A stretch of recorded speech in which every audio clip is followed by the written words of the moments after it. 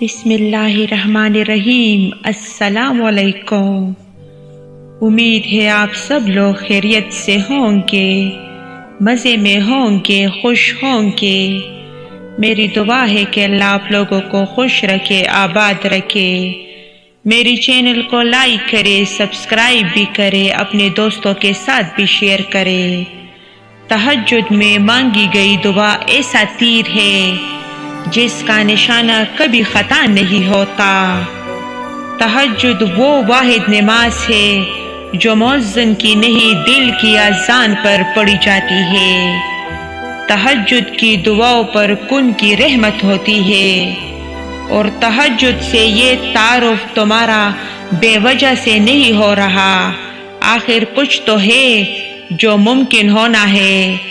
تہجد کا سجدہ ہی کن فیکون تک لے کے جاتا ہے۔ یہ جو مایوسی ہے یہ آج ہے، کل کہانی مکمل ہوگی۔ تہجد کی نماز اپنے اندر کچھ راز رکھتی ہے جیسے صرف اللہ پاک سے محبت کرنے والے ہی جان پاتے ہیں، جو دکھ چین نہیں لینے دے رہے۔ تہجد ان دکھوں کو جڑ سے مٹانے کی طاقت رکھتی ہے۔ اللہ فرماتا ہے کوئی مانگنے والا جو مانگے مجھ سے اور میں عطا کروں؟ تو جان لو تہجد رب سے کن کہلوانے کی طاقت رکھتی ہے۔ تم ان سرد راتوں میں جب اپنا گرم بستر چھوڑ کر اس کے سامنے اس کے سب سے لاڈلی عبادت تہجد کے لیے کھڑے ہوتے ہیں تو وہ تمہیں دیکھ رہا ہوتا ہے۔ یوں راتوں میں اٹھ اٹھ کر سجدوں کی توفیق ملنا یہ بے مطلب تو نہیں ہے۔ تہجد کے وقت آپ کی چھوٹی سے چھوٹی پکار بھی سیدھا عرش تک جاتی ہے، نصیب کی لکیروں کو بدل دیتی ہے۔ تہجد کی دعائیں، تہجد تو اس نصیب سے بھی لڑ جاتی ہے جس کے سامنے تمہاری دعائیں بھی بے بس ہو جاتی ہے۔ تہجد کی نماز اللہ نے بنائی ہی قبولیت کے لیے ہے۔ اگر تو کوئی دعا تمہیں تہجد تک لے گئی ہے تو جان لو تمہاری دعائیں کی قبولیت ہو چکی ہے۔ تہجد کے لیے بلاوا فرش سے نہیں عرش سے آتا ہے۔ تہجد کا سجدہ اسے ہی نصیب ہوتا ہے جسے رب چاہتا ہے۔ تم اجالوں کے خالق کو تہجد کی تاریکیوں میں مناؤ، پھر دیکھنا وہ تمہیں بھی معجزوں کی صبح عطا کر کے راضی کر دے گا۔ تہجد کے لیے تم خود نہیں جایا کرتے بلکہ تمہیں چن لیا جاتا ہے، اور جس کو اللہ چن لیتا ہے وہ اللہ کا بہت لاڈلا بندہ ہوتا ہے۔ اکیلے ہو کوئی ساتھ نہیں دیتا تو جان لو تہجد رب سے ملوانے کی طاقت رکھتی ہے۔ وہ دکھ جو رات سونے نہیں دیتے ان کی مرہم تہجد میں موجود ہے۔ تہجد کی نماز کے لیے جاگنا اللہ کی بے شمار نعمتوں میں سے ایک نعمت ہے۔ تہجد تمہارے لیے اللہ سے کن کی سفارش کرتی ہے۔ تہجد نصیب والوں کو نصیب ہوتی ہے اور نصیب کو چار چاند لگانے کی طاقت رکھتی ہے۔ تمہاری تہجد کی دعائیں اللہ تک پہنچ گئی ہے۔ اب تمہیں صبر کا پہلو تامے رکھنا ہے، کیونکہ اب جو ہوگا وہ معجزہ ہوگا۔ تہجد کی سب سے بڑی طاقت یہ ہے کہ تہجد تمہارے دل کو اللہ کی طرف موڑ دیتی ہے۔ پھر انسان کی طلب نہیں جاگتی، پھر اللہ سے ملاقات کی طلب سونے نہیں دیتی، پھر بس اللہ سے محبت ہو جاتی ہے، بے پناہ محبت۔ تہجد کے وقت اللہ وہ دعائیں بھی سن لیتا ہے جسے دنیا ناممکن کا خطاب دے چکی ہوتی ہے۔ دعائیں جب قبولیت کے لیے اللہ کے روبرو ترتیب سے کڑی ہوتی ہے تو تہجد کی دعائیں سب سے پہلی صف میں ہوتی ہے، وہ سب جسے اللہ نے سب سے پہلے اپنے کن سے نوازنا ہوتا ہے۔ جب اللہ تمہاری کہانی بدلنا چاہتا ہے تب وہ تمہیں تہجد سے نوازتا ہے، جو دکھ چین نہیں لینے دے رہے۔ تہجد ان دکھوں کو جڑ سے مٹانے کی طاقت رکھتی ہے۔ یوں راتوں میں اٹھ اٹھ کر سجدوں کی توفیق ملنا یہ بے مطلب تو نہیں ہے۔ تہجد کے وقت آپ کی چھوٹی سے چھوٹی پکار بھی سیدھا عرش تک جاتی ہے، ضرور قبول ہوگی تمہاری دعائیں، یہ وعدہ ہے اللہ کا۔ اللہ تمہاری بہتری کے لیے تاخیر ضرور کرتا ہے لیکن وہ بھولتا نہیں، تقدیر کا لکھا بدل دیتی ہے۔ تڑپ سے مانگی ایک دعا جو تم چاہتے ہو، مانگو وہی ملے گا، ضرور ملے گا۔ اللہ نے اگر دل دعاؤں کی جانب موڑا ہے تو کچھ تو ہے جو اس نے بدلنے کا سوچا ہے، اور ایک دن جب تمہاری ساری دعائیں قبول ہو جائے گی تو تمہیں اپنے پچھلے رونے اور تڑپنے پر بہت پیار آئے گا، اور ایک روز وہ رب تمہاری دعاؤں کو ایسے قبول فرمائے گا کہ تم اپنی تقدیر پر حیران رہ جاؤ گے۔ جو دعائیں قبولیت میں وقت لے رہی ہے وہ تمہارے نصیب میں لکھی جا چکی ہے۔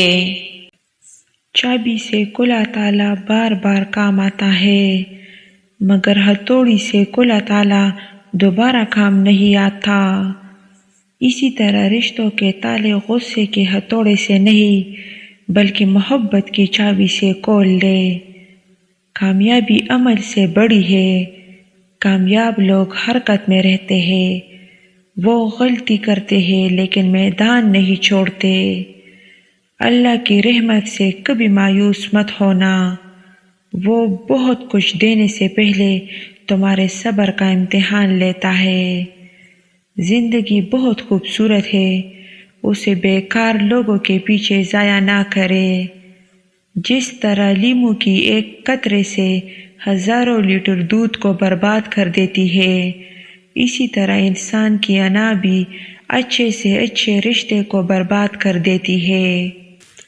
اللہ تو بے نیاز ہے، ملنے کو گھر پہ بھی مل جائے، نہ ملے تو کعبے میں بھی نہ ملے۔ بات ہے تڑپ اور اخلاص کی۔ رات کی خاموشی کے آنسو کسی ضدی بچے کی طرح رب کی بارگاہ میں اپنی بات منواتے ہیں، اور اللہ اس لاڈلے کی بات رد نہیں کرتے۔ وہ بھی تو لوگ تھے جنہوں نے خدا کے لیے بادشاہیت چھوڑ دی، اور ہم ہیں کہ اپنے رب کے لیے اپنی میں بھی چھوڑ سکتے۔ کسی کو ذلیل کرنے سے پہلے خود ذلیل ہونے کے لیے تیار رہے، کیونکہ اللہ کا ترازو صرف انصاف تولتا ہے۔ اگر تم سے کوئی کچھ مانگے تو ہنس کے دے دیا کرو اور شکر ادا کیا کرو کہ اللہ نے تمہیں دینے والا پیدا کیا، مانگنے والا نہیں۔ وہ آزماتا بھی ہے اور نوازتا بھی ہے، اس کا ہر انداز خوبصورت ہے، کیونکہ وہ رحمان ہے، رحیم ہے۔ اور اگر تمہیں کسی مصیبت میں ڈالنا چاہے تو اس کے سوا کوئی اسے دور کرنے والا نہیں، اور اگر وہ تمہارے ساتھ کسی بلائی کا ارادہ فرمائے تو اس کے فضل کو روکنے والا کوئی نہیں۔ اللہ پاک سمندر میں راستے بنا سکتے ہیں تو کیا وہ ہمارے لیے خشکی میں راستہ نہیں بنا سکتا؟ اسی لیے اللہ پاک کی رحمتوں سے کبھی مایوس نہ ہو۔ ساری حماقتیں کر لینا مگر ایک حماقت نہ کرنا کہ اللہ کی رحمت سے کبھی مایوس نہ ہونا۔ تکلیف اور پریشانیوں کا مطلب یہ نہیں کہ اللہ آپ سے ناراض ہے۔ جب اللہ کسی سے محبت کرتا ہے تو اس آزمائش میں ڈالتا ہے تاکہ اس کی عاجزی سن سکے۔ ہم سمجھتے ہیں کہ مالک ہمیں اوپر سے دیکھ رہا ہے جبکہ وہ ہمیں اندر سے دیکھتا ہے۔ اللہ نام ہے، مایوسی میں امید کا، تاریکی میں نور کا، کچھ نہیں میں سب کچھ کا۔ کچھ لوگ انسان کے سمجھانے سے نہیں، اللہ کی لاٹھی کھانے سے سیدھے ہوتے ہیں۔ زندگی کے اکثر مقامات پر میں نے جانا کہ میرے ساتھ سوائے اللہ کے کوئی نہیں ہے، اور تب ہی مجھے اندازہ ہوا کہ صرف اللہ کا ہونا کس قدر بہتر ہے۔ بس ایک رب کو راضی کر لو تو دیکھنا کیسے تمہارے خلاف لوگ کی سازشیں ناکام ہوتی ہے۔ انسان کی اوقات نہیں کہ وہ اللہ کا قرب حاصل کرے۔ اللہ جسے پسند کر لیتا ہے اس کے عیبوں اور ناپاکیوں سمیت زبردستی اپنی جانب کھینچ لیتا ہے۔ اللہ کی محبت کا سفر بہت حسین ہے۔ جو اس کا سفر کا مسافر بن جاتا ہے پھر اللہ سے بھی اندر باہر سے حسین کر دیتا ہے۔ اپنے رب سے مانگو کیونکہ نہ وہ اوقات دیکھتا ہے نہ ذات۔ جب معاملہ اللہ کے سپرد کر دیا کرو تو معاملہ اور اللہ کے درمیان سے نکل جایا کرو۔ جو تکلیف اللہ کی یاد دلائے وہ تکلیف اللہ کی نعمت ہے۔ کچھ نیکیاں ایسی بھی ہونی چاہیے جن کا اللہ کے سوا کوئی گواہ نہ ہو۔ رونا خامی نہیں، خوبی ہے اگر اس کا اظہار اللہ پاک کے سامنے کیا جائے۔ اللہ سے تعلق جوڑنے کا ایک ہی راز ہے کہ اس کے فیصلوں پر راضی رہنا سیکھ لو۔ کبھی کبھی آپ کے پاس رونے کے لیے کندھا نہیں ہوتا، لیکن سجدے میں رونے کے لیے زمین ضرور ہوتی ہے۔ امید جب اللہ سے لگی ہو تو ٹوٹنے کا کوئی خوف نہیں ہوتا۔ جب تک ہم اللہ کی ذات سے رابطہ قائم نہیں کریں گے تب تک زندگی کی سلوٹیں بھی دور نہیں ہوگی۔ جو جتنا اچھا جھوٹ بولتا ہے دنیا اس کی ہوتی ہے، لیکن افسوس پھر اس کی آخرت نہیں ہوتی۔ جب کانوں کو غیبت سننے کی لت لگ جائے تو چغلی زبان کا چسکا بن جاتا ہے اور کینہ دل کا سکون۔ کسی کو دکھ مت پہنچاؤ کیونکہ ہر عمل پلٹ کر آتا ہے۔ امید کا دامن کبھی مت چھوڑے، کمزور تمہارے حالات ہو سکتے ہیں، اللہ تعالیٰ کی ذات نہیں۔ غصے کے وقت برداشت کا ایک لمحہ تمہیں 1000 دفعہ شرمندہ ہونے سے بچا سکتا ہے۔ وہ میرا مہربان رب ہے، مجھے نئی صبح دے کر پھر مہلت دے دیتا ہے کہ شاید میرا بندہ توبہ کرے اور میں اسے بخش دوں۔ میں نے لوگوں کو نصیحت سے نہیں ٹوکر سے سبق سیکھتے دیکھا۔ نصیحت اکثر ایک کان سے داخل اور دوسرے کان سے باہر نکل جاتی ہے، مگر ٹوکر سیدھی دل پر لگتی ہے۔ کچھ چیزوں کو، کچھ باتوں کو وقت اور اللہ پر چھوڑ کر مطمئن ہو جانا چاہیے۔ موسیٰ علیہ السلام کی طرح اللہ راستے ان کے لیے بناتا ہے جو اللہ پر توکل کر کے آزمائشوں کے سمندر پر صبر سے چلتے ہیں۔ ہر خاموشی عنان نہیں ہوتی، کچھ خاموشیاں صبر بھی ہوتی ہے۔ تمہاری بے چینی کو وہ سکون میں بدلنے پر قادر ہے۔ وہ تمہارے معاملے کو درست کرنے میں تمہارا صبر آزماتا ہے۔ یہ جو اب تک تمہارا صبر ٹوٹا نہیں، یہ اللہ ہی تو ہے جو تمہیں تھامے ہوئے ہے۔ صبر کر لو یہ سوچ کر کہ جو ہو رہا ہے اسی میں اللہ کی مصلحت اور تمہاری بہتری ہے۔ تمہاری تڑپ میں کیا گیا صبر کا اجر اللہ پاک تمہیں بہت جلد نواز دے گا۔